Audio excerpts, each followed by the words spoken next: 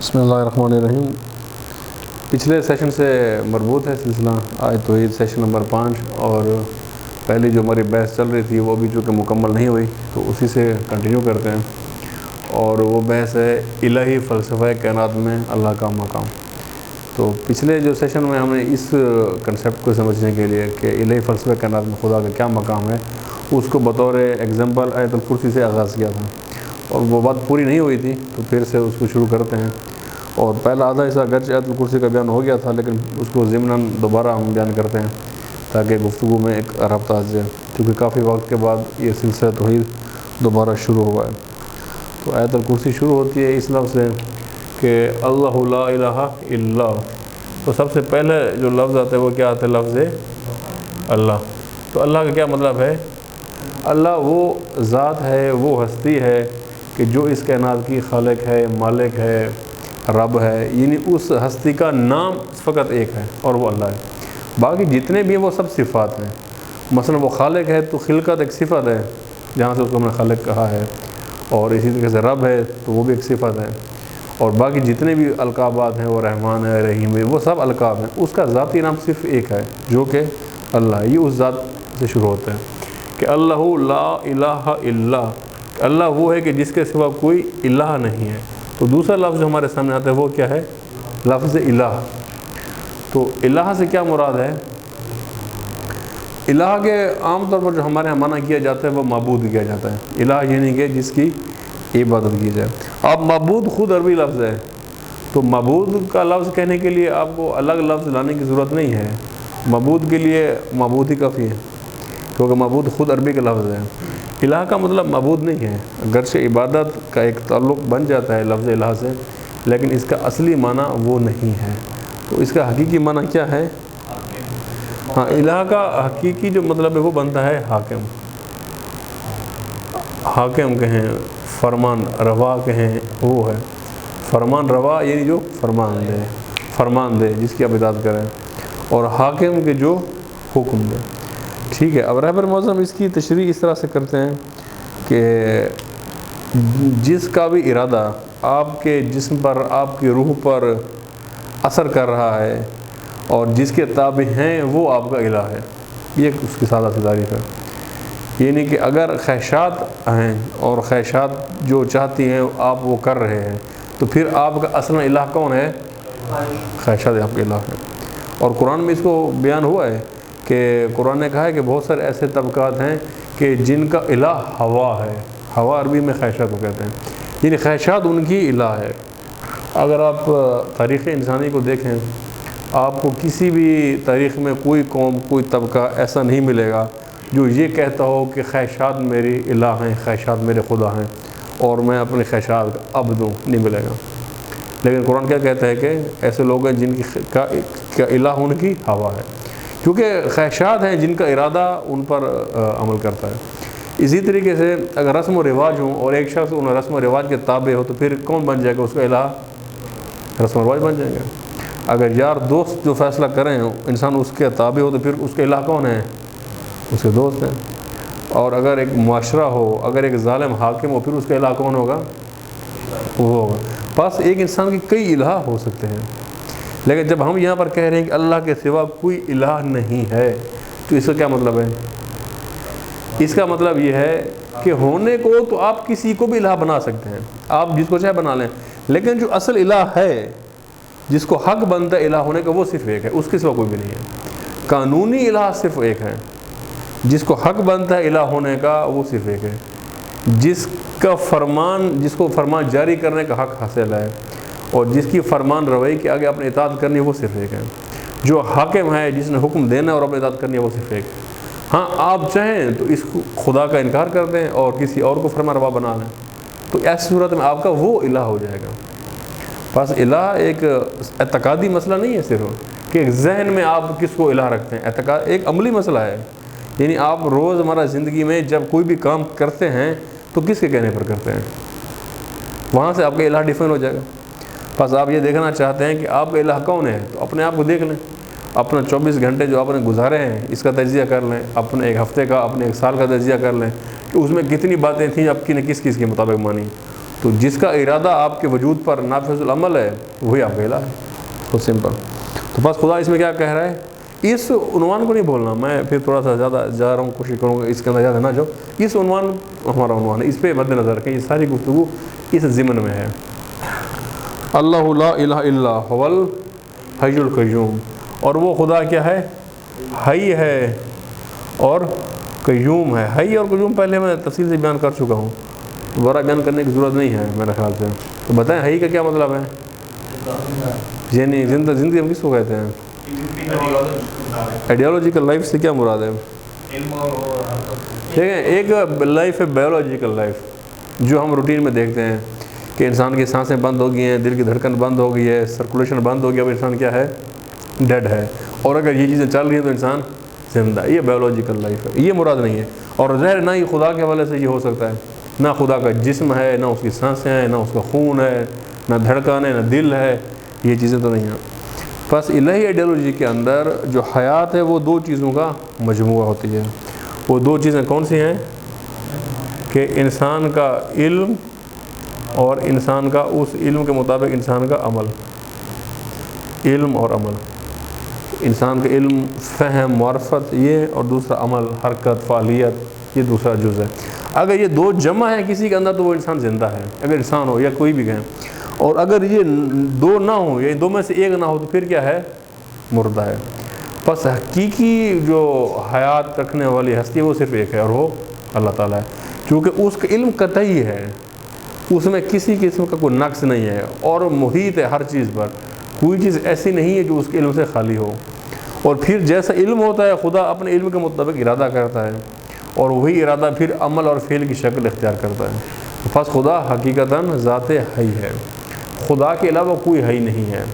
حقیقت میں دیکھا جائے تو انسان حی نہیں ہے، کبھی حی ہو بھی نہیں سکتا، کیونکہ انسان کے پاس کبھی بھی علم قاطع نہیں آتا، کبھی بھی ایک لامحدود علم انسان کے پاس نہیں آتا، اور جو انسان کے پاس علم آتا ہے وہ بہت محدود ہے، اور وہ بھی خدا عطا کرتا ہے۔ اور انسان جو عمل ادا کرتا ہے وہ بھی اپنی کیپیسٹی سے نہیں کرتا، خدا کی دی ہوئی صلاحیتوں سے کرتا ہے۔ تو اس میں حقیقتاً تو انسان کبھی بھی حی نہیں ہو سکتا، لیکن مجازاً ایک انسان کو حی کہا جا سکتا ہے، زندہ کہا جا سکتا ہے، صرف مجاز میں، اور وہ بھی اس صورت میں جب وہ یہ دو کام کر سکتا ہو۔ اگر اس کے اندر علم ہو، فہم ہو، شعور ہو، اس کے مطابق حرکت ہو تو وہ پھر عمل انجام دے سکتا ہے، اور اگر تو ہم اس کو مجازاً کہہ سکتے ہیں کہ زندہ ہے۔ اور اگر انسان میں ان دو میں سے کوئی چیز نہ ہو تو پھر ہم کیا کہیں گے، یہ انسان مردہ ہے، ڈیڈ ہے۔ جیسے امیر المومنین نے نہج البلاغہ میں اہل کوفہ کے حوالے سے کہا ہے، ان کو چلتی پھرتی لاش سے تشبیہ دی ہے، کہا ہے کہ اے چلتی پھرتی لاش، چلتی پھرتی یعنی چل پھر رہی ہے، ہمارے نزدیک وہ کیا ہے، زندہ ہے، جبکہ امام کیا کہہ رہے ہیں، چلتی پھرتی لاش۔ لاش زندہ ہوتی ہے، مردہ ہوتی ہے، مردہ ہوتی ہے۔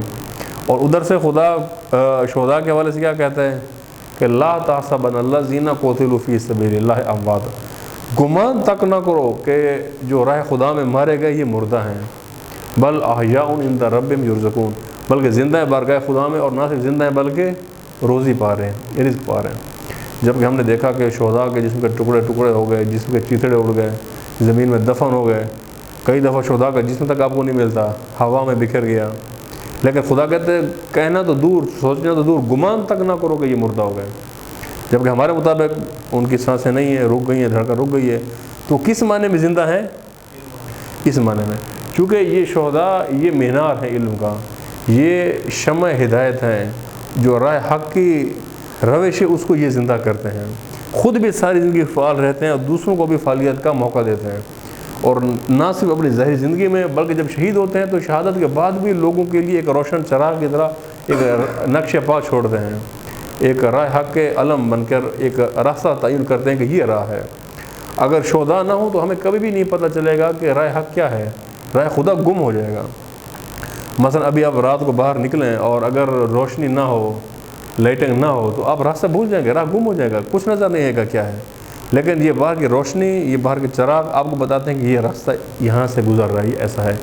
راہ خدا کے جو چراغ ہیں ان کا نام شہداء ہے، جنہوں نے اس راہ کو زندہ کیا ہے، بس اسی لیے زندہ ہے کہ انہوں نے اس راہ کو واضح کیا ہے، نہ صرف خود بلکہ اپنی شہادت کے بعد بھی، کہ لوگ وہیں سے اندازہ لگا گئے کہ یہ راہ خدا ہے، اور خود شہادت ان کی دوسرے تمام انسانوں کو حرکت میں لاتی ہے۔ آپ نے کئی دفعہ دیکھا ہے کہ ایک سکوت ایک امت پر ہوتا ہے لیکن چند جانیں گرنے کے بعد، مقدس خون گرنے کے بعد پوری قوم میں ایک حرکت ایجاد ہوتی ہے. نہ صرف خود حرکت ہے شہید کے اندر، بلکہ دوسروں کے اندر بھی حرکت ایجاد کرتا ہے. مثلا جیسے اب آپ نے موجودہ شہید حاج قاسم سلیمانی کے حوالے سے دیکھا کہ خود بھی ایک انسان ساری زندگی علم رکھتا ہے، فہم رکھتا ہے، ساری زندگی متحرک ہے، راہ خدا کا ایک چراغ ہے، اور جب اپنی جان دیتا ہے، خون دیتا ہے، تو پوری دنیا میں ایک انقلاب برپا کرتا ہے، پوری دنیا میں ایک نیا ولولہ پیدا کرتا ہے. بس یہ اس چیز کی علامت ہے کہ وہ زندہ ہے. اس زندگی کا مطلب یہ نہیں ہے کہ بہت سارے افراد اس معنی میں زندگی مراد لیتے ہیں کہ شاید اس کا جسم کو کچھ نہیں ہوگا، اور وہ اس طرح سے علامت لاتے ہیں کہ جی شہید دیکھو زندہ ہے، اس کے جسم کو کچھ نہیں ہوگا. ایسا نہیں ہے. جسم کے حوالے سے خدا بات نہیں کر رہا. جسم کے حوالے سے اگر اس کو زندہ رکھا جائے پھر تو وہ بایولوجیکل لائف ہے، اس کی تو کوئی حیثیت نہیں ہے. خدا آئیڈیالوجی کے بارے میں بات کر رہا ہے، بس وہ زندہ ہے. تو وہ بھی کیوں زندہ ہے؟ چونکہ اس نے بھی حیات کہاں سے پائی ہے؟ خدا سے پائی ہے. احیاء عند ربہم یرزقون، کہ جس نے حیات پائی ہے اپنے رب کے ہاں جا کر. تو یعنی خدا کے ہاں جا کر اس نے حیات پائی ہے. اور قیوم یہ یعنی جو اصل ذات حی ہے وہ خدا ہے. یعنی اس پوری کائنات کے اندر تمام جو کائنات ہے، الہی فلسفہ کائنات میں اللہ کا مقام، یہ ہمارا ٹائٹل ہے. اس پوری کائنات میں ذات حی کون ہے؟ صرف خدا. خدا کے علاوہ کوئی بھی حی نہیں ہے. اگر کسی کو ہم کہیں گے تو صرف مجازن حی کہیں گے، حقیقتاً نہیں کہیں گے. اور وہ جو مجازن حی ہے وہ بھی کہاں سے حیات لی ہے؟ وہی جو منبع حیات ہے. منبع حیات ذات حق تعالیٰ ہے، وہیں سے لی ہے. خدا قیوم ہے. قیوم کا کیا مطلب ہے؟ پہلے بیان ہوا ہے. نہیں، قائم نہیں. قائم جس کی وجہ سے کائنات کے اندر ایک قیام ہے. یعنی کہ 3 لفظ بیان کیے تھے نا، قائم، قیم اور قیوم. قائم جو خود کھڑا ہو، جو کھڑا ہو جائے اس کو کہتے ہیں قائم. مثلا ابھی آپ بیٹھے ہیں، آپ کے مقابلے میں میں کھڑا ہوں، تو آپ کے مقابلے میں کیا ہوں؟ قائم ہوں، کھڑا ہوں. جو اسی لیے ظلم کے مقابلے میں مقاومت کو قیام کہتے ہیں، یعنی کھڑا ہو جانا، مقابلہ کرنا. امام زماؤں کو امام قائم کیوں کہتے ہیں؟ چونکہ امام قیام کریں گے، ظلم کے مقابلے میں کھڑے ہوں گے، تو اس لیے ان کا لقب بھی قائم ہے. قیم اور قائم یہ فرق ہے کہ قائم ایسا کھڑا ہونا جو کسی سہارے پہ کھڑا ہو. مثلا ابھی میں کھڑا ہوں تو میں فرش پہ کھڑا ہوں، فرش کے نیچے زمین ہے، کسی سہارے پہ کھڑا ہوں. قیم یعنی ایسا کھڑا ہونا جو کسی اور کا محتاج نہ ہو. جیسے خدا کہتا ہے کہ یہ دین قیم ہے. دین کھڑا ہو سکتا ہے بغیر سہارے کے. یعنی دین حقیقی، دین الہی کی ایک پہچان یہ ہے کہ وہ قیم ہوگا، اپنے سہاروں پہ کھڑا ہوگا. اب جو دین ہم نے اپنایا ہوا ہے وہ قیم ہے یا نہیں ہے یہ خود دیکھ لیں. اپنے سہاروں پہ ہے تو پھر دین قیم ہے. اگر اس کو اور بیساکھیاں چاہیے اور قیم نہیں ہے تو پھر یہ دین الہی نہیں ہے، پھر دین حقیقی کو ڈھونڈنا پڑے گا. قیوم، قیم اور قائم، قیم اور قیوم. قیوم جس کی وجہ سے پوری کائنات کے اندر قیام ہے، ثبات ہے، اور یہ پوری کائنات چل رہی ہے.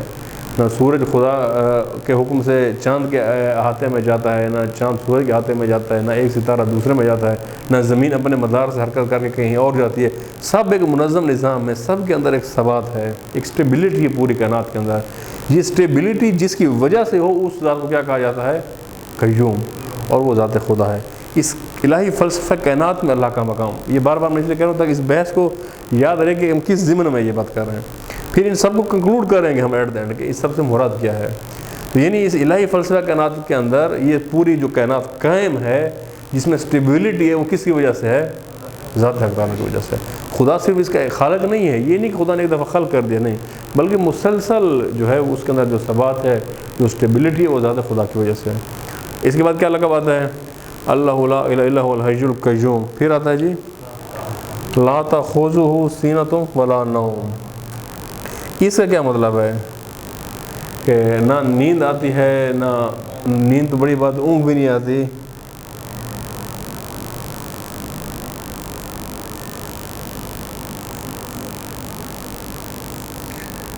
خدا کو نیند نہیں آتی. نیند تو کیا، اس کو اونگ بھی نہیں آتی. کیا مطلب ہے اس کا؟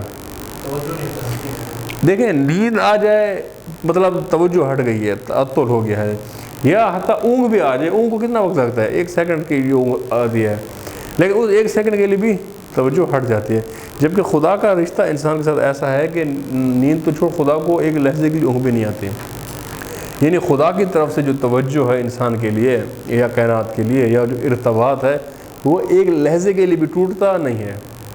یہ مطلب ہے. یعنی انسان کے درمیان اور مخلوق کے درمیان جو رشتہ ہے اس کی وضاحت ہو رہی ہے. یہ ایک بنیادی سوال بھی ہے انسان کے لیے کہ انسان کا، یا چلیں پوری ہم بات کر لیں، مخلوق کا کہہ لیں، کائنات کا کہہ لیں، اس تمام مخلوقات کا اور خدا کا کیا ربط ہے آپس میں. اس کو اگر آپ سمجھنا چاہیں کہ کیا ربط ہے تو وہ یہ آیت بتا سکتی ہے، یہ آیت کا جملہ بتا سکتا ہے. یعنی کہ اب بعض سائنسدانوں کا یہ کہنا ہے کہ وہ کہتے ہیں کہ چلو ایسا ہو سکتا ہے کہ خدا نے کائنات بنائی ہو اور بنا کے کچھ اصول رکھ دیے ہوں اور اصول رکھ کے چلا دی ہو. یہ پرانا سائنسی نظریہ ہے. تو ہو سکتا ہے اس معنی میں خدا ہو تو ہم خدا کو مان سکیں. یہ جیسے وہ مثال دیتے ہیں کہ جیسے گھڑی ہے، گھڑی دان نے گھڑی بنائی ہے، بنا کے سوئیاں فٹ کر کے اس کو چھوڑ دیے. اب سائنسدان کہیں ہے، بنانے والا کہیں ہے، گھڑی کہیں چل رہی ہے. وہ کہتے ہیں کائنات بھی اسی طرح کی ہے. کیا قرآن کے مطابق اس طرح کے فلسفے کو ہم تسلیم کر سکتے ہیں؟ نہیں ہو سکتا. وہ جو قرآن بتانا چاہ رہے ہیں وہ یہ کہ مخلوق کے درمیان اور خالق کے درمیان جو رشتہ ہے وہ یہ کہ خالق کی طرف سے ایک لحظے کے لیے بھی توجہ نہیں ہٹتی، نظر کرم نہیں ہٹتی. ہٹ جائے تو سب تباہ ہو جائے گا، سب نابود ہو جائے گا ایک لحظے کے لیے بھی. اس کو مثال ہم مادی تو نہیں دے سکتے، بنتی بھی نہیں ہے، لیکن سمجھانے کے لیے میں ایک مثال دے رہا ہوں تاکہ تھوڑا سا آپ کچھ قریب جا سکیں حقیقت کے. ورنہ ذات خدا اور مخلوق کے درمیان رابطے کی مثال مادی وسائل سے دینا پاسبل نہیں ہے، وہ تشبیہ بنتی ہی نہیں ہے.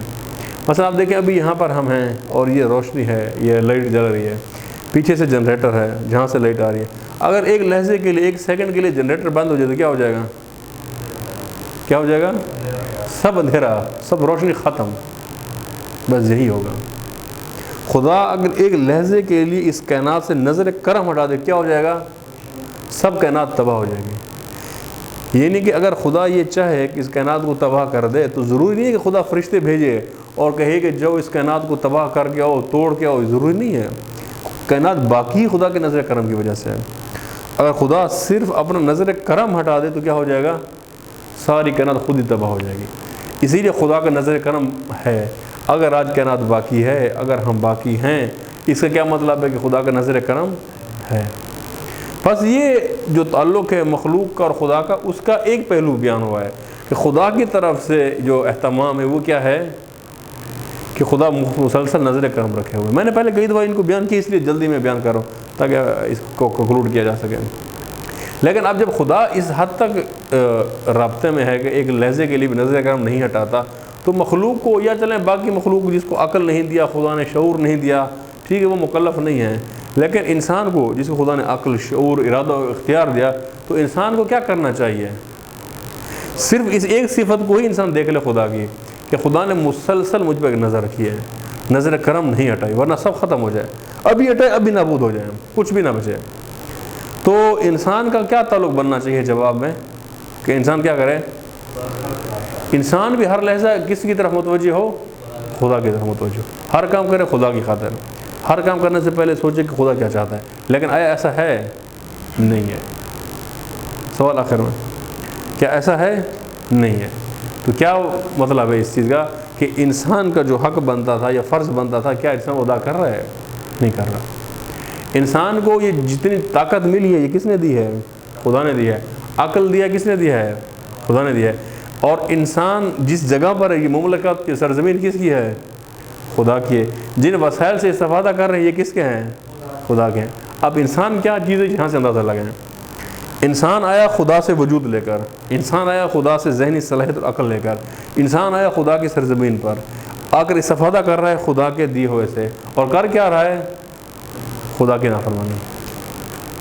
خدا کی سرزمین پر رہتے ہوئے، خدا کے دیے ہوئے جسم سے، خدا کے وسائل سے استفادہ کرتے ہوئے خدا کی نافرمانی کرتا ہے. یہ انسان ہے. ہی کر رہا ہے نا انسان، یا کچھ اور کر رہا ہے؟ یعنی انسان کو بہت پہلے میں نے ایک جملہ لکھا تھا کہ انسان جب زمین پر آتا ہے اور جب قوت و طاقت ملتی ہے تو سب سے پہلا کام جو انسان کرتا ہے وہ یہ کہ خدا کی نافرمانی کرتا ہے. ورنہ حق کیا بنتا تھا؟ اب دیکھیں انسان جب قوت مند ہوتا ہے، بالغ ہوتا ہے، طاقت رکھتا ہے، سب سے پہلے کیا کرتا ہے؟ خدا کی نافرمانی کو آغاز کرتا ہے. چاہیے کیا تھا کہ سب کچھ لیا خدا سے ہے، خدا کی سرزمین پر ہے، خدا کے قانون کے تابع ہے، اسی کے مطابق رہتا ہے، لیکن اسی کو توڑتا ہے. یہ انسان ہے.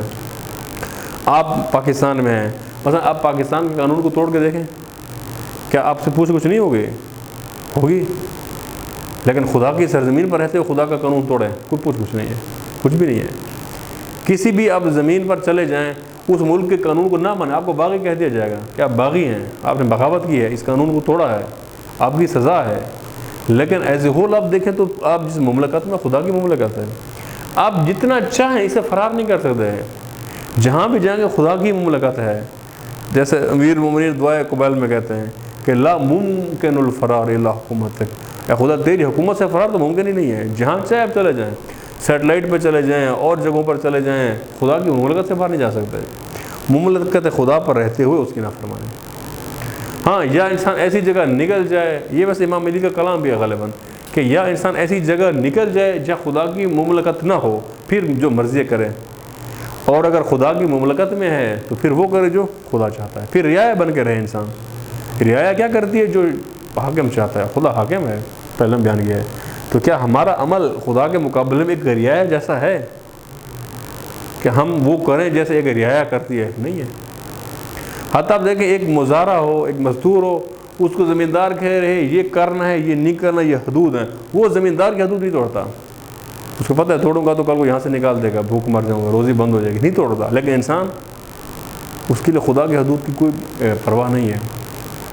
جبکہ یہ سارا کچھ ہونے کے باوجود خدا سے طاقت لے کر، خدا سے وسائل لے کر، خدا کی نافرمانی کرنے کے بعد بھی خدا کی طرف سے انسان کے لیے نظر کرم میں کوئی کمی آئی ہے؟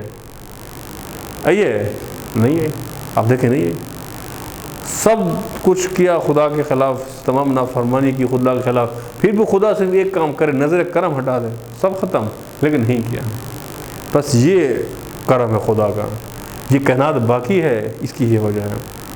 ہونا تو یہ چاہیے تھا کہ انسان بھی کچھ اسی کا حق ادا کرتا، لیکن ہے نہیں ایسا۔ آج کل ماہ رمضان ہے، اور اب ماہ رمضان میں ہمیں کہا گیا کہ دعائے افتتاح پڑھیں رات کو، تو آپ دعائے افتتاح پڑھیں تو وہاں آپ کو اس جیسے جملے ملیں گے دعاؤں کے اندر، جس میں یہ کہا جاتا ہے کہ جب خدا بلاتا ہے تو مجھے خدا کی طرف لبیک کہنا چاہیے، لیکن میں خدا سے دور بھاگتا ہوں، اور اس طرح سے دور بھاگتا ہوں گویا کہ میرا خدا پر کوئی احسان ہے۔ یہ جملہ ہے دعائے افتتاح کے اندر، گویا کہ میرا خدا پر احسان۔ یہ انسان کا طرز عمل ہے جو انسان نے اختیار کیا ہے۔ لا تأخذہ سینۃ ولا نوم، یہ سب کچھ انسان کر رہا ہے، اور جو کچھ کر رہا ہے آپ کو پتہ ہے، آپ دیکھ رہے ہیں کیا کر رہا ہے۔ اس کے مقابلے میں خدا کا جود، خدا کی سخا، خدا کا کرم، وہ کیا ہے؟ لا تأخذہ سینۃ ولا نوم۔ اس سب کچھ کے باوجود وہ ذرہ برابر نظر کرم نہیں ہٹائی۔ آپ یہ دیکھیں، دنیا کے اندر آپ دیکھیں، اگر ایک بیٹا والدین کی نافرمانی کرے، اب کتنا پیارے ہوتے ہیں والدین کو اولاد، چاہے جتنا آپ کہیں کہ نرم دل والدین بھی ہوں، کئی دفعہ اولاد کو کہتے ہیں کہ چلیں، کہتا کچھ نہیں، میری نظروں سے ہٹ جاؤ، کہتے ہیں کہ نہیں کہتے؟ چاہے تھپڑ نہ بھی مارے تو کہتے ہیں نظر نہ ہو، جب تک میرا غصہ نہیں ختم ہوتا نظروں سے اوجھل ہو جاؤ، کہتے ہیں کہ نہیں کہتے؟ یہ نظر ہٹا دیتے ہیں کم از کم کچھ عرصے کے لیے، کچھ وقت کے لیے، کہتے ہیں جب تک ہم نارمل نہیں ہوتے ہٹ جاؤ، نظر کرم ہٹا دیتے ہیں۔ لیکن اگر یہی خدا کرے، ایک سیکنڈ کے لیے بھی نظر کرم ہٹا دے، تو پس کیا ہوگا؟ سب تباہ ہو جائے گا۔ بس یہاں سے آپ دیکھیں کہ خدا کس قدر کریم ہے، خدا کی کرامت کہاں تک ہے کہ انسان اسی سرزمین پر رہتے ہوئے، خدا کی سرزمین پر رہتے ہوئے خدا کے قانون توڑتا ہے، خدا کی نافرمانی کرتا ہے، اور خدا قوت رکھتا ہے، طاقت رکھتا ہے، خدا عاجز نہیں ہے انسان کے آگے کہ کچھ کر نہیں سکتا، صرف نظر کرم ہٹا سب نابود ہو جائے گا، لیکن نہیں کر رہا۔ بس یہ خدا کا کرم ہے، یہ اس کے جو ہے جود ہے، یہ اس کا سخا ہے، یہ آپ دیکھ سکتے ہیں۔ اس کو کمپیئر کریں مخلوق میں ہو سکتا ہے؟ نہیں ہو سکتا۔ بس الہی فلسفہ کائنات کے اندر کی اللہ کا مقام ہے۔ لا تأخذہ سینۃ ولا نوم۔ پھر کیا آتا ہے؟ ہاں، بہت سخت جملہ آ گیا، شاید تمام جملوں میں سب سے سخت جملہ آ گیا ہے، وہ کیا ہے؟ لہو ما فی السماوات، لہو ما فی السماوات والارض۔ آپ سن ایسے رہے ہیں جیسے زندگی پہلی دفعہ سن رہی ہے، آیت الکرسی پہلی دفعہ سن رہے ہیں، پہلی دفعہ سن رہے ہیں۔ لہو ما فی السماوات و ما فی الارض، یعنی زمین میں اور آسمان میں جو کچھ بھی ہے، زمین و آسمان اور جو کچھ اس میں، اس سب کا مالک کون ہے؟ خدا ہے۔ زمین اور آسمان یہاں ایک سمبولک ہے، یعنی زمین یعنی فرش، آسمان یعنی کہ اس کی چھت، اور جو کچھ اس کے، مراد کیا ہے؟ مراد پوری کائنات ہے اسے، ٹھیک ہے؟ چونکہ زمین کی جو تشبیہ ہے وہ ایک فرش کے طور پر ہوتی ہے، جیسے اب اس کو ہم کائنات تصور کر لیں، اس کمرے کو، تو یہ کیا عرض ہے، اور یہ کیا ہے؟ یہ سماوات ہے، یہ اس کا، اور بیچ میں بہت ساری چیزیں ہیں، تو یہ سب کیا ہے؟ کس کا ہے؟ خدا کا ہے۔ لہو ما فی السماوات و ما فی الارض، یعنی جو کچھ زمین و آسمان میں ہے سب کس کا ہے؟ خدا کا ہے۔ اور زمین و آسمان سے مراد یعنی پس سے پس چھوٹی چیز چلے جائیں اور اعلیٰ سے اعلیٰ جگہ پر چلے جائیں، اور وہ سب اور جو کچھ ان کے بیچ آ رہا ہے، مراد پوری کی پوری کائنات کیا ہے؟ خدا کی ہے۔ یعنی جہاں سے اصلاً جو چیز نکل رہی ہے وہ کیا ہے؟ وہ ملکیت خدا ہے۔ ملکیت پر ہم ان ڈیٹیل ایک سیشن انشاءاللہ کریں گے اپنے توحید کے سیشنز میں، یہاں اس کے ضمنی ذکر ہے۔ یعنی کہ اصلاً مالک کون ہے؟ کون ہے جی مالک؟ خدا ہے۔ ہمیں کیسے پتہ چلے گا کہ ہم خدا کو مالک مانتے ہیں یا ہم مالک ہیں؟ چلیں یہ بات تو پتہ ہے کہ خدا مالک ہے، اس کی دلیل کیا ہے؟ اس کا جواز کیا ہے؟ کس چیز نے خدا کو مالک بنایا ہے؟ بالکل، چونکہ خدا خالق ہے۔ ایک عام سا قانون ہے، مثلا آپ کے پاس ایک موبائل ہے، جس کمپنی نے بنایا ہے یہ اسی کا ہے نا۔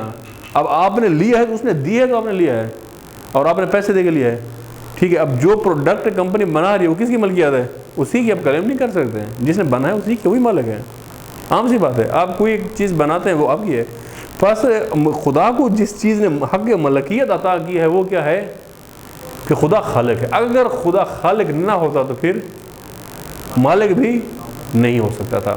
بس مالک وہی ہوگا جو اس سے پہلے خالق، یہ لازم ہے۔ ملکیت کے لیے خالقیت کا ہونا لازم ہے۔ بس ہم کیوں اپنے جسم کے مالک نہیں ہیں؟ چونکہ ہم خالق ہی نہیں ہیں، بنا ہی نہیں ہے، اس میں ہمارا کیا کمال ہے؟ ہمیں استعمال کے لیے ملا ہے، ہم اس کے یوزر ہیں، ہے ہمارا نہیں۔ جیسے آئی ٹی میں بہت ساری چیزیں ہیں، مین سرور کہیں اور ہوتا ہے، وہ کہتے ہیں آپ اس کو چینج نہیں کر سکتے، ملکیت آپ کی نہیں ہے، بس آپ یوزر ہیں، یہ کوڈ ہے، پاسورڈ ہے، اس کے ذریعے آپ استعمال کر سکتے ہیں۔ ہمیں جو اختیار ملا ہے اس جسم کا وہ کیا ہے؟ استعمال کر سکتے ہیں، اور اس کی بھی حدود ہیں۔ اللہ محدود نہیں ہے جہاں دل کر لے جائے، بلکہ کیا ہے؟ حدود ہیں کہ اس حدود کے اندر استعمال کرنا ہے۔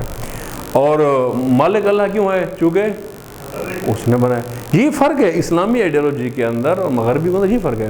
اور ہم جو بحث کر رہے ہیں توحید میں، بنیادی ہمارا توحید کا جو عنوان ہے وہ پہلے بیان کیا تھا، وہ مکتبی توحید ہے۔ ہم نے مکتبی توحید کے ذیل میں یہ چیزیں بیان کرنی ہیں۔ اب مثلا اسلامی آئیڈیالوجی کے اندر آپ اپنا ناخن بھی نہیں کاٹ سکتے، یہ جو بڑھا ہوا حصہ ہوتا ہے، اس کے علاوہ آپ ناخن بھی اپنی مرضی سے نہیں کاٹ سکتے، اپنی انگلی بھی نہیں کاٹ سکتے بغیر شرعی عذر یا بغیر طبی وجوہات کے۔ یعنی بغیر وجہ کے آپ اس کو کہیں کہ میں کاٹ دیتا ہوں، میری انگلی فارغ، آپ کاٹ سکتے ہیں؟ نہیں کاٹ سکتے، اپنی انگلی نہیں کاٹ سکتے۔ کیوں نہیں کاٹ سکتے؟ چونکہ مالک نہیں ہے۔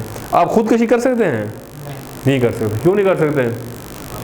چونکہ مالک نہیں ہے۔ جس طرح ایک انسان کسی اور انسان کو قتل کر دینا حق جتنا بڑا جرم وہ ہے، اسی طرح اتنا ہی بڑا جرم یہ ہے کہ آپ اپنے آپ کو قتل کر دیں، چونکہ اس نے بھی ایک نفس مارا ہے، آپ نے بھی ایک نفس مار دیا ہے، آپ کے لیے جائز نہیں ہے۔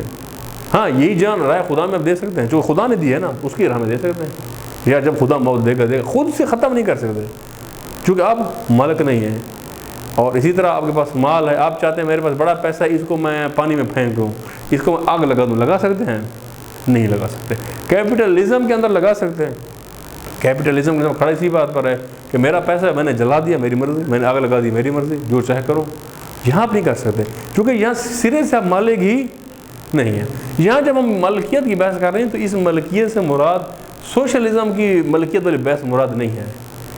یہ بھی بعض دفعہ ایک مسئلہ بنتا ہے، لفظ کہا کچھ اور جاتا ہے آپ کے ذہن میں، اور ایک بحث ہے سوشلزم کی فردی ملکیت کی بحث، وہ الگ ہے، اس پر ہم بات نہیں کر رہے۔ یہ اگر اس سے آپ کو وہ مراد آ رہی ہے تو وہاں اور ایک ضابطہ اصول اس پہ الگ بات کریں گے، وہ بحث مراد نہیں ہے۔